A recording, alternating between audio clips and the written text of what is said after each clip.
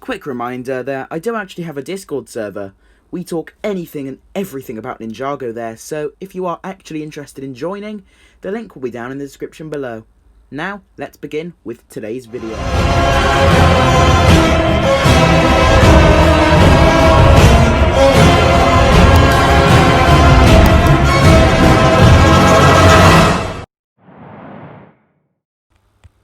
Hey guys, and welcome back to the channel for today's video.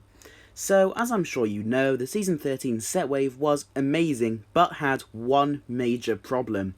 They had a lack of important minifigures included in sets. So, in today's video, I'm going to be doing a small list of sorts as to which minifigures they could have implemented into the sets. So, without further ado, let's get straight into today's video. So, kicking the list off is a very obvious one. Of course, we have King Vangelis.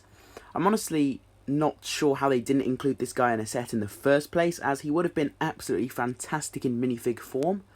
If they did a Shintaro themed set for Season 13, he would have easily fitted into this set. Getting this guy would have been awesome to see, with that very interesting black hairpiece and some fantastic torso and dress piece printing would have been a very welcome addition to the minifigure overall. Next up we have Hailmar, King Vangelis' main Shintaro guard. Now this doesn't have to be Hailmar specifically, it could be any other form of Shintaro guard honestly. Would be incredible to get that Garmadon helmet piece in gold and that Stone Army armour in gold too. Now the main thing I'd want to see on a minifig like this is those beautiful looking wings as actual pieces.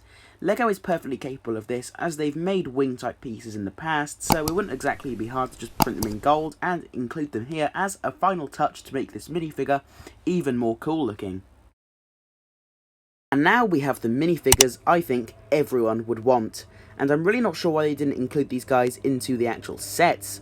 Of course I'm talking about the Upply, otherwise known as Fungus, Korgran and Plundar. Each and every one of these guys would have been absolutely top tier in minifigure form, to be honest. Let's go over and break each member down individually, starting off with Fungus. Now I'll go over with the design we see most of and not his clean clothes version. They could easily include that big oversized hat piece in white with a few marks on it to represent mould and moss and things, and they could most definitely do the same with those armour pauldrons. What would really make this minifigure for me is the torso and leg print. I think they could put some phenomenal detailing into it and really make it look great, and honestly, had they made a minifigure of Fungus, it could have been one of the coolest Ninjago minifigures to date. As for his normal look, well, it could have been a cool look with those white robes, but nothing too great. Our next Upply member is Plundar, of course using that Time Twin Ninja Gi in an all dark blue colour to spice things up. This one would probably be the least interesting out of the three to me personally, but would still look pretty great nonetheless in my opinion. And as for his normal look, well, not too much would change, but receiving that actual hairpiece for him would be a nice touch. And lastly here we have Korgran. Let's start off with that hairpiece. It would be a fantastic piece to receive in physical form and would, once again, be a very awesome touch to the minifigure. We could have that epic looking torso print with the muscle detailing, that interesting looking necklace, and the huge oversized metal belt type thing. Of course, as a finishing touch, they could most definitely include his talking axe. And now lastly, I'd like to touch on some ones, specifically Chancellor Gulch and Queen Myrtessa. Honestly, I have absolutely no clue how they didn't just make these minifigures, as they also both played a very prominent role within the season. There's also many other more interesting Geckles and Munts they could have thrown into the sets, but for some unfortunate reason, they just decided not to. Oh, and another one to mention is Princess Vania, but with that amazing looking hairpiece.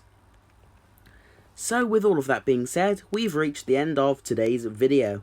I thought I'd try out something different, and I hope you all enjoyed it. If you did, please drop a like on the video, subscribe to the channel right now, and I will see you all next time.